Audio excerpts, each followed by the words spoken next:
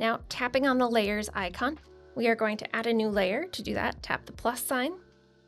I'm selecting the brush to open up the brush library, and then in the calligraphy section, I'm going to choose the monoline brush.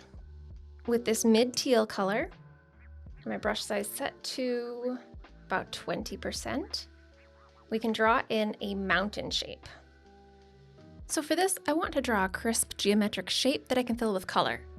But when I go to draw this, my lines are a bit wonky and curved, which would be fine if I were trying to achieve a more whimsical look, but what I'm aiming for is something more crisp and a little less organic. The good news is this is actually very easy to achieve using one of Procreate's built-in tools called QuickShape.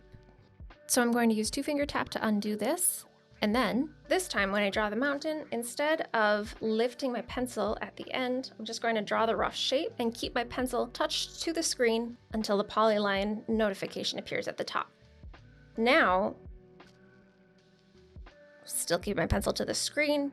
If I slide back and forth, I'm able to adjust the size and also the rotation of the mountain shape.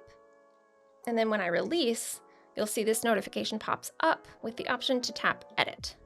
Once I tap Edit, these nodes appear, and then by tapping and dragging on each one, I can further adjust and refine the shape.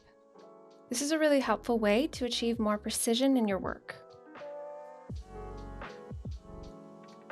So in editing this shape, I'm not only adjusting the peaks, but also I'm trying to make sure that the bottom is relatively level and that the start and end points meet to create a fully closed shape for when we fill it with color later.